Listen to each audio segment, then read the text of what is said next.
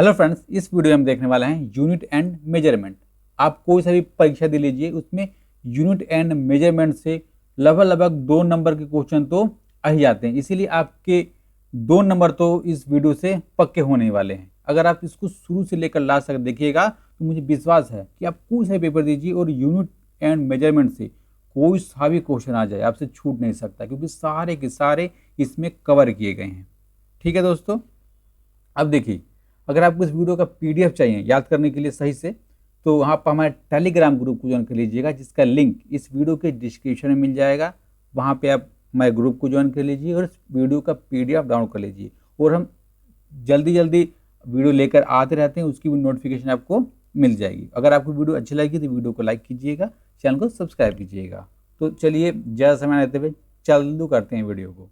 पहला प्रश्न है, शक्ति का मात्रा क्या है? तो इस प्रश्न का सही जवाब होगा ऑप्शन नंबर ए, यानी कि वाट। अब देखिए इसका फॉर्मूला क्या है, तो फॉर्मूला है इसका जूल बटा सेकेंड। इससे एक और प्रश्न पूछा जाता है कि एक हॉर्स पावर में कितने वॉट होते हैं? तो एक हॉर्स पावर में 746 वॉट होते हैं। ठीक है, सीधे पेपर में प्रश्न पूछा जाता है, याद कर लीजिएगा। अब देखिए इसमें आपको सुमेलित करना है, मिलाना है कि कौन से ऑप्शन से कौन सा सही है। दोस्तों पहला यानी कि क्यूसेक से हम किसकी ऐसे यूनिट है? तो दोस्तों क्यूसेक से हम प्रवाह की दर मापते हैं, यानी कि कोई सा भी नदी है, कितना क्यूसेक पानी उसमें बह गया, वैसे मापते हैं। ठीक है। बी नंबर बाइट से दोस्तों कंप्यूटर की एमबी मापते हैं कि कितना केबी स्पीड आ रही है, कितना बीट स्पीड आ रही है, कितना बाइट स्पीड आ रही है। ठीक है, कितनी एमबी स्पीड आ रही है, वैसा ही है। रिएक्टर से क्या मापते हैं? तो भूकंप की तीव्रता। कभी आपने न्यूज में सुना होगा कि इतने रिएक्टर का भूकंप आ गया, यहां पर आ गया। ठीक है, याद कीजिएगा। बार से हम मापते हैं प्रेशर।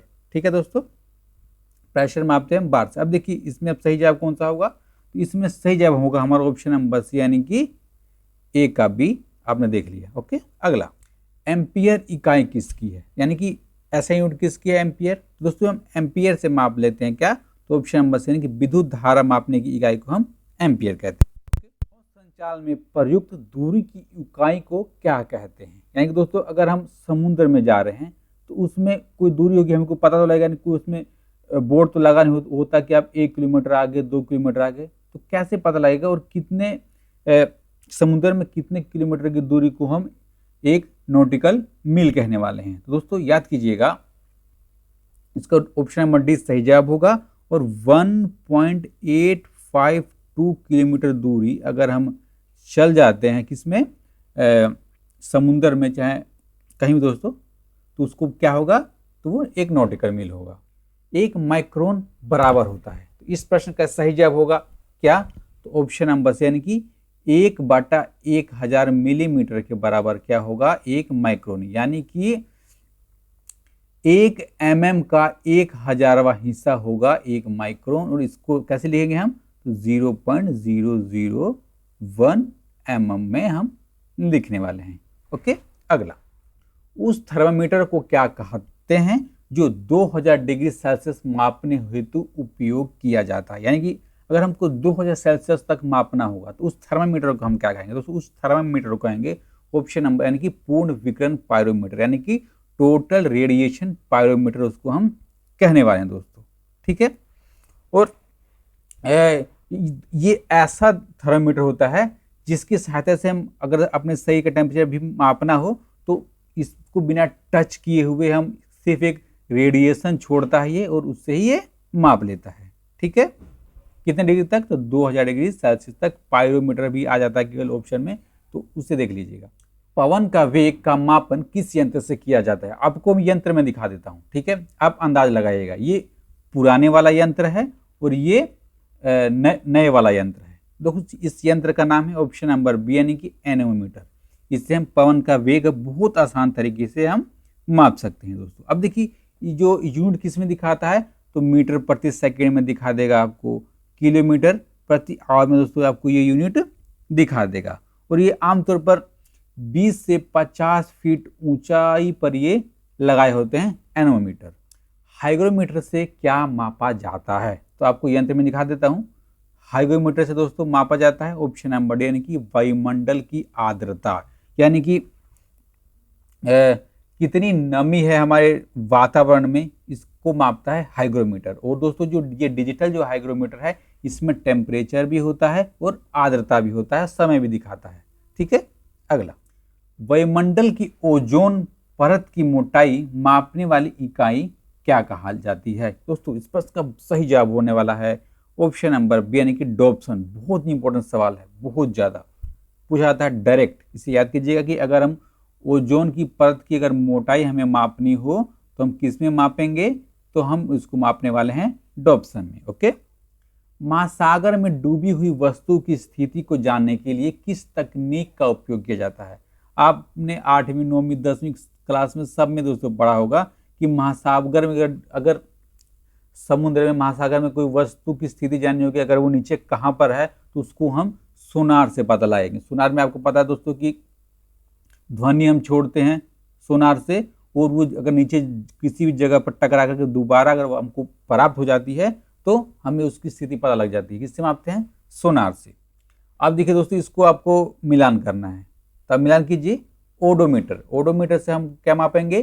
तो वाहनों के पहिए द्वारा तय की गई दूरी को हम माप सकते हैं। या दोस्तों आपने देखा होगा कि अगर आप दौड़ने जाते होगे सुबह सुबह, तो काफ़ी जगह पे ऐसे करते हैं कि अपने बाइक से एक जगह से दूसरे जगह की दूरी माप ली और उसके अनुसार हम दौड़ लगाते हैं। तो किस में हमने दूरी मापी? तो ओडोमीटर की सहायता से हमने इस दूरी को माप लिया। ठीक है, बी क्या है? ओंडोमीटर। इससे मापते हैं विद्युत चुंबकीय तरंगों की आवृत्ति को हम माप लेते हैं। और तीसरा है ऑडियोमीटर। ऑडियोमीटर से क्या मापते हैं हम? तो ध्वनि तीव्रता की माप कर लेते हैं हम। किससे? ऑडियोमीटर से। तो इस प्रश्न का जवाब होगा option number A. Okay, 1 horse power में लगभग कितने वाट होते हैं? दोस्तों आपको याद होगा, तो मैंने लगभग जितना मुझे याद आ रहा है पहले प्रश्न में इसका जवाब दिया था कि 1 हॉर्स पावर में लगभग ऑप्शन नंबर सी यानी कि 746 वाट होते हैं। ओके, पारसेक किसका मात्रक है? यानी दोस्तों जो पारसेक अगर आ जाए किसकी यूनिट है? तो यूनिट है ऑप्शन नंबर सी यानी कि दूरी की। और ये दूरी की सबसे बड़ी यूनिट है पारसेक। ओके, हृदय की गति सुनने के लिए किस यंत्र का प्रयोग किया जाता है? अगर आप डॉक्टर के पास जाते हो जब बीमार होते होगे तो आपने देखा होगा कि वो अपने एक कान में लगाते हैं, ठीक है, और एक आपके हृदय पे लगाते हैं, एक आपके छाती पे लगाते हैं, जैसा आप दिख रहा है। ठीक है, इसका नाम क्या है? तो इसका नाम है दोस्तों ऑप्शन नंबर डी यानी कि स्टेथोस्कोप इसका नाम है। ठीक है, रक्तचाप या रक्त दबाव मापने के लिए कौन से यंत्र को प्रयोग में लाया जाता है? ठीक है दोस्तों, यानी कि किसी का ब्लड प्रेशर हाई हो जाता है, किसी का लो हो जाता है, तो किस यंत्र से मापते हैं? तो इस यंत्र का नाम है ऑप्शन नंबर ए स्फिग्रोमैनोमीटर से हम इसको दोस्तों मापने का काम करते हैं। ठीक है, अब देखिए एक प्रश्न इससे और आता है कि ब्लड प्रेशर कितने से कितने के बीच में होना चाहिए? दोस्तों 120/80। अब देखिए इसका मतलब क्या है? दोस्तों जो 120/80 है ये mmHg, mH का मतलब दोस्तों मिलीमीटर ऑफ मरकरी इसका मतलब होता है। ठीक है दोस्तों, तेल का एक बैरल लगभग कितने लीटर के बराबर होता है? आपने देखिए सुना होगा कि न्यूज में कि कच्चे तेल की कीमत इतने बैरल बढ़ हो गई, इतने बैरल हो गई। ठीक है, तो एक बैरल में कितने लीटर होता है? पेपर में सीधे पूछा था, इसलिए बहुत इंपॉर्टेंट है। तो एक बैरल में ऑप्शन नंबर यानी कि 159 लीटर होता है। ओके, अगला, प्रकाश की तीव्रता को मापने के लिए किस यंत्र का प्रयोग किया जाता है? दोस्तों जो प्रकाश की तीव्रता मापी जाती है, आपने यंत्र देखा होगा, इसका नाम है ऑप्शन नंबर डी यानी कि लक्स मीटर। अब देखिए अगर आपके घर का लक्स मापना हो कितना उसमें उजाला है तो कुछ नहीं करेंगे, आपको ये जो वाइट वाइट दिख रहा है ये ढक्कन है, इसको हम बाहर निकालेंगे और सीधे सीधे हम लाइट में रख देंगे, जितना लक्स होगा उतना शो करने लगेगा। ओके, अगला, रिएक्टर पैमाना डैश की तरंगों की तीव्रता मापने के लिए एक गणितीय पैमाना है। ठीक है, आपको मैंने दोस्तों पहले दूसरे ऑप्शन में भी जो मिलान करने का था उसमें ये था, जो रिएक्टर पैमाना होता है उससे हम ऑप्शन नंबर यानी कि भूकंप की तरंगों की तीव्रता मापते हैं। ठीक है। आमतौर पर 1 से लेकर जो 3 तक का 3 रिएक्टर का जो भूकंप आता है उसको हम सुन नहीं पाते, महसूस नहीं कर पाते हैं। 3 से 4 तक का होता है तो वो नॉर्मल सा होता है, 5 वाला स्मॉल, 6 वाला मॉडरेट, स्ट्रॉन्ग, मेजर, ऐसे होता है। आपको इमेज में देख पा रहे होंगे। इस प्रश्न में भी आपको मिलाना है। पहला क्या है, सेल्सियस। सेल्सियस से मापेंगे हम टेम्परेचर, ठीक है। अगला रिएक्टर पैमाना, आपने देखा है इसको भूकंप मापते हैं। अगला क्या दोस्तों, किलोवाट आवर। किलोवाट आवर में हम क्या मापने वाले हैं, तो विद्युत मापने वाले हैं, यानी कि इलेक्ट्रिसिटी। और सी है RH गुणांक। इससे हम क्या मापते हैं दोस्तों, इससे हम मापते हैं रक्त, ठीक है। यानी कि रक्त में कितना RH है आपने सुना होगा। यानी अब देखिए सबको आप मिक्स कीजिए, इस प्रश्न का सही जवाब होगा ऑप्शन नंबर बी, यानी कि देख लिया आपने। अगला, ऊंचाई मापने के लिए किस यंत्र का प्रयोग किया जाता है, ठीक है। अब देखिए, अगर आप बहुत ज्यादा ऊंचाई पर चले गए हैं तो कौन से यंत्र का प्रयोग करेंगे, तो उस यंत्र का नाम है ऑप्शन नंबर यानी कि अल्टीमीटर। यानी कि अल्टीमीटर का उपयोग करके हम ऊंचाई माप सकते हैं। यांत्रिक युक्ति है जो आंतरिक दहन इंजन के लिए हवा और द्रव ईंधन को मिश्रित करती है। दोस्तों, अगर आपने देखा होगा कि जैसे आपकी मोटरसाइकिल हो गई, ठीक है, उसको अगर चलाना है तो उसमें हवा और जो आपका फ्यूल में क्या, तो पेट्रोल, डीजल, कुछ भी हो सकता है, ठीक है, वो एक जगह मिक्स होता है, ठीक है, और मिक्स होने के बाद ही जलता है। जिससे आपकी गाड़ी चलती है तो वो कौन सी जगह है, तो उस जगह का नाम है ऑप्शन नंबर सी, यानी कि कार्बोरेटर, ठीक है। आप ऐसा देख पा रहे होंगे। ये भी एकदम सीधे पूछा था, इसीलिए इसको भी आप याद कर लीजिएगा। अगला, झूठ का पता लगाने वाले यंत्र को क्या कहा जाता है। तो आपने आमतौर पर तो नहीं देखा होगा, आपने फिल्मों में देखा होगा। कहाँ पर, तो फिल्म में देखा होगा कि कोई भी अगर झूठ का पता लगाना हो तो कौन सा टेस्ट होता है, तो ऑप्शन नंबर बी, यानी कि नार्को टेस्ट होता है, और उस मशीन का नाम है नार्को डिटेक्टर मशीन। ओके। अगला, दूध का अपेक्षित घनत्व ज्ञात किया जाता है। देखिए, अगर आप गांव में रहे होंगे तो आपने देखा होगा कि अगर आप दूध लेके जाते हो कहाँ पर, डेयरी पर, तो डेयरी पे अगर दूध लेके जाओगे तो आपके दूध की डेंसिटी मापा जाएगा, कितना वो गाढ़ा है। कौन से यंत्र से मापता है, तो इस यंत्र का नाम है ऑप्शन नंबर, यानी कि लैक्टोमीटर। यानी कि दूध में आपके इस लैक्टोमीटर को डाल देगा और पता कर लेगा। वे भौतिक राशियां जिसमें केवल डैश होता है और डैश नहीं होता, उसे अदिश राशि कहते हैं। अब देखिए दोस्तों, इसको अगर पूरा करना हो तो इस प्रश्न का सही जवाब होगा ऑप्शन नंबर बी, यानी कि परिमाण। यानी कि वे भौतिक राशियां जिसमें केवल परिमाण होता है और दिशा नहीं होता, उसे क्या कहते हैं, उसे कहते हैं हम अदिश राशि। ओके। अगला, निम्नलिखित में से कौन सदिश राशि है दोस्तों। अब देखिए, इसमें सदिश राशि कौन सी है, तो ऑप्शन नंबर बी, यानी कि कोणीय गति इसमें सदिश। बल का अस्थायी मात्रा क्या है। अब देखिए दोस्तों, अगर हमको हम फोर्स को मेजर करना हो तो किस में मेजर करेंगे, तो हम मेजर करने वाले हैं ऑप्शन नंबर सी, यानी कि न्यूटन में हम फोर्स को मेजर करेंगे।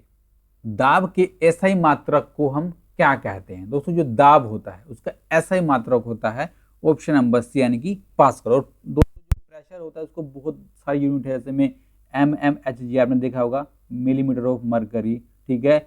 इन Hg होता है बार, किलोग्राम पर सेंटीमीटर स्क्वायर आपने देखा होगा, ठीक है। आवृत्ति का अस्थायी मात्रक क्या है दोस्तों, जो फ्रीक्वेंसी होती है उसका अस्थायी मात्रक है ऑप्शन नंबर डी, यानी कि।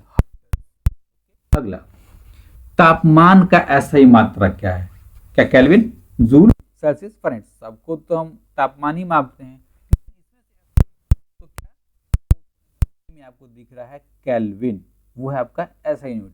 कंफ्यूज मत होइएगा, केल्विन याद कर लीजिए, और केल्विन टेम्परेचर का अस्थायी मात्रक है। ओके। अगला, विद्युत धारा का अस्थायी मात्रक क्या है। जो इलेक्ट्रिक करंट होती है, जो इलेक्ट्रिक धारा होती है, उसकी अस्थायी मात्रा क्या है, तो इस प्रश्न का सही जवाब होगा ऑप्शन नंबर सी, यानी कि एम्पियर इसका अस्थायी यूनिट होता है। ओके। अगला, ध्वनि की तीव्रता का अस्थायी मात्रक क्या है। जो ध्वनि की तीव्रता होती है उसको किस मात्रा के मापते हैं, तो उसका यूनिट है ऑप्शन नंबर, यानी कि डेसिबल में हम ध्वनि की तीव्रता मापने का काम करते हैं। ओके। त्वरण का अस्थायी मात्रक क्या है, एक्सिलरेशन होता है दोस्तों, उसको हम किस यानी कि मीटर प्रति सेकंड स्क्वायर में हम मापेंगे। दोस्तों अगर आप रेलवे ग्रुप डी का पेपर आप दे रहे होगे तो बहुत उनका इंपॉर्टेंट प्रश्न है, बहुत उनका जाना पहचाना प्रश्न है, बहुत पूछते हैं, इसलिए आप इसको याद कर लीजिए।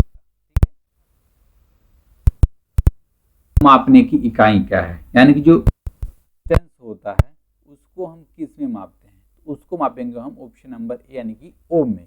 अब देखिए दोस्तों आपको क्या करना है कि ओम जो होता है उसका आपको सूत्र बताना है मुझे, ठीक है, कहां पर, इसके कमेंट बॉक्स में। अगला, एक पारसेक तारों संबंधित दूरी मापने का किसके बराबर है दोस्तों। अगर मैंने आपको बताया था कि दूरी मापने की सबसे बड़ी इकाई पारसेक, तो एक तारे से दूसरे तारे के बीच की अगर दूरी मापनी होगी तो किस में मापेंगे, हम पारसेक में मापेंगे।